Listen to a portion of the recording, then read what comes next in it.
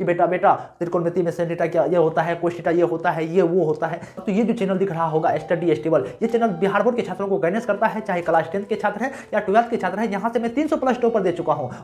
Hello नमस्कार प्यारे, मैं आप सबों का भाई रंजित भैया। प्यारे आज मैं आपको बताना चाहूंगा ऑब्जेक्टिव याद करने के कुछ धांसू ट्रिक, क्योंकि मेरे प्यारे हमारे बहुत सारे छात्रों ने मेरे को कमेंट किया कि भाई मेरे को ऑब्जेक्टिव याद नहीं होता, कुछ ऐसे धांसू ट्रिक लाओ ना जिससे कि मैं ऑब्जेक्टिव को एकदम में याद कर लूं। तो मेरे प्यारे यदि आप चाहते हैं कि ऑब्जेक्टिव का धांसू ट्रिक आप भी जाने तो आपको यह वीडियो लास्ट तक देखना होगा।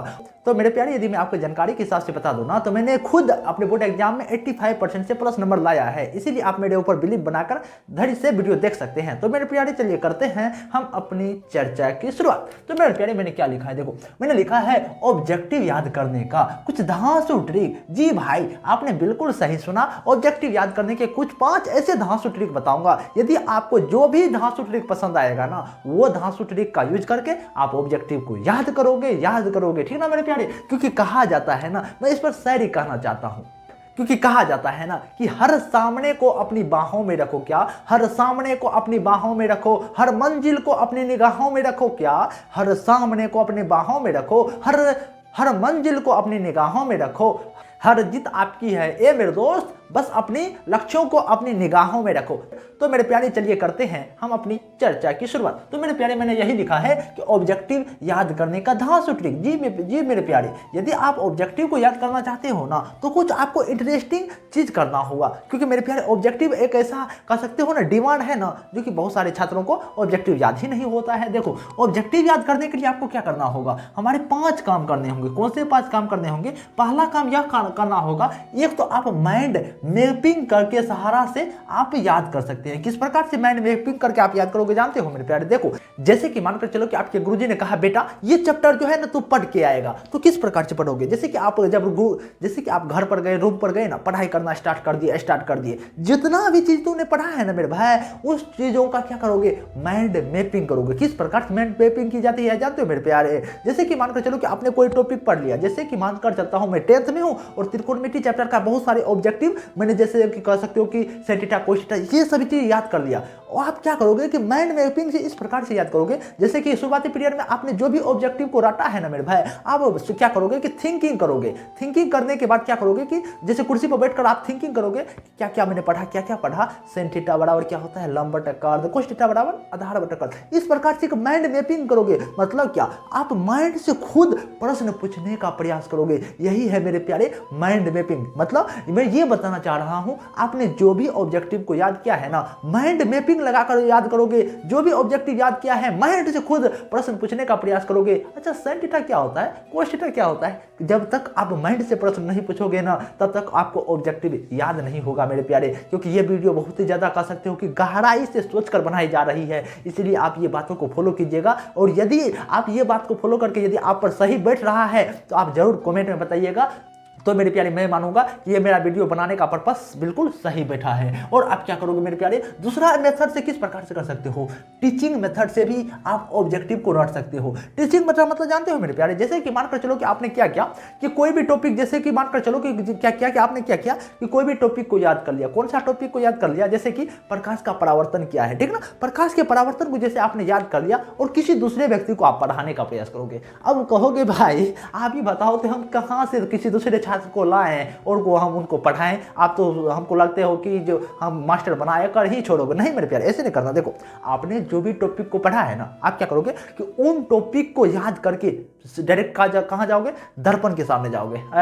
दर्पण से कहोगे बेटा बता प्रकाश का परावर्तन क्या है, बता लेंस क्या है। यदि आप इस प्रकार से पढ़ाई करोगे तो ऑब्जेक्टिव जो है ना याद हो जाएगा। क्यों होता है क्या है, देखो यदि आप टीचिंग स्टाइल में यदि आप कह सकते हो कि पढ़ते हो ना, तो आपको क्या होता है कि वो चीज को ज्यादा हमें कह सकते हो कि गहराई रूप से हम उन चीजों को समझने का कोशिश करते हैं, ठीक ना मेरे प्यारे। मतलब क्या, जब आप ऑब्जेक्टिव को याद करते हो, ऑब्जेक्टिव यदि आपके पास याद नहीं हो रहा है ना, तो आप टीचिंग मेथड से भी आप ऑब्जेक्टिव को याद कर सकते हो। जैसे कि आपने 50 ऑब्जेक्टिव को रटा, 50 ऑब्जेक्टिव को रटने के बाद क्या करोगे कि उसमें से 10 ऑब्जेक्टिव याद है जाओगे और हमारे दर्पण के सामने जाओगे और दर्पण से खुद प्रश्न पूछने का प्रयास करोगे। अच्छा ये क्या होता है, ये क्या होता है, यदि आप वहां पर जाओगे ना तो अपने आप आपको ऑब्जेक्टिव याद हो जाएगा, क्योंकि मेरे प्यारे ये सभी जो है ना परीक्षण हमने खुद किया है, इसलिए आप भी कर सकते हैं, ठीक ना। और तीसरा मेथड क्या है मेरे प्यारे, तीसरा मेथड है एक्टिव लिसनिंग मेथड का भी यूज करोगे। एक्टिव लिसनिंग मेथड क्या होता है, देखो मेरे प्यारे, जैसे एक्टिव लिसनिंग मेथड यही होता है जैसे कि एक्टिव लिसनिंग मतलब क्या, जैसे कि मानकर चलो कि आपके गुरुजी ने तुरंत पढ़ाया कि बेटा त्रिकोणमिति में sin थीटा क्या ये होता है, cos थीटा ये होता है, ये वो होता है। जैसे कि आपने अपने गुरुओं का बात डायरेक्ट सुना, सुनने के बाद क्या करोगे कि तुरंत, जैसे कि आपके गुरुजी जब क्लास से निकले ना तुरंत एक्टिव लिसनिंग करोगे। अच्छा सर ने क्या क्या पढ़ाया, ये बोला था, ये बोला था, ये बोला था। ये मेथड का भी यदि आप प्रयोग करते हो तो आपको ऑब्जेक्टिव याद हो जाएगा मेरे प्यारे, क्योंकि ये सभी परीक्षण हमने खुद किया है, ठीक ना। यदि आप ये भी करते हो ना डायरेक्ट आपको ऑब्जेक्टिव याद हो जाएगा, ठीक है। तो एक्टिव लिसनिंग मेथड का यूज कर सकते हो, माइंड मैपिंग कर सकते हो, टीचिंग स्टाइल से भी आप ऑब्जेक्टिव को रट सकते हो। बहुत सारे मेथड हैं। यदि और कहोगे ना कि सब्जेक्टिव भी यदि याद नहीं हो रहा है ना, वो पर भी मैं वीडियो बना दूंगा यदि आप कहोगे कमेंट में, तो ठीक ना मेरे प्यारे। और जो चौथा मेथड है, चौथा जो है ना ग्रुपिंग रिलेटेड क्वेश्चन मेथड से भी आप ऑब्जेक्टिव को रट सकते हो। ये मेथड बहुत सारे छात्र जानते भी होंगे, लेकिन मेरे प्यारे यदि आप नहीं जानते हैं ना तो आप जरूर कमेंट में बताइएगा ये क्या जानते थे आप बात।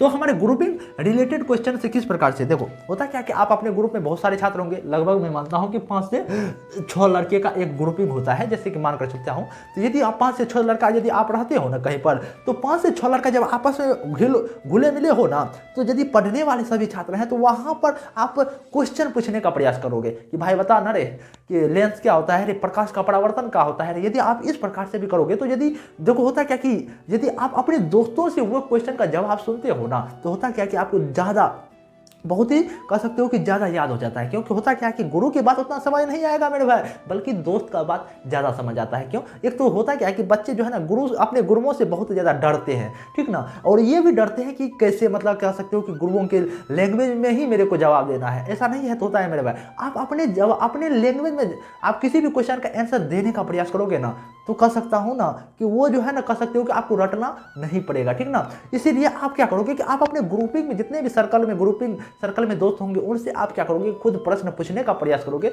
यदि आप ऐसा करते हो ना तो कर सकता हूँ मेरे प्यारे कि आपको ऑब्जेक्टिव याद करने में उतना ज़्यादा परेशानी नहीं आएगी। सब्जेक्टिव भी ऐसे ही याद कर सकते हो आप सब ना, ठीक ना। और यह तो कर सकते हो कि 5वां फ्लैश कार्ड पत्ता का भी यूज कर सकते हो। फ्लैश कार्ड पत्ता का यूज आप किस प्रकार से कर सकते हो वो मैं आपको बताने का प्रयास करता हूँ।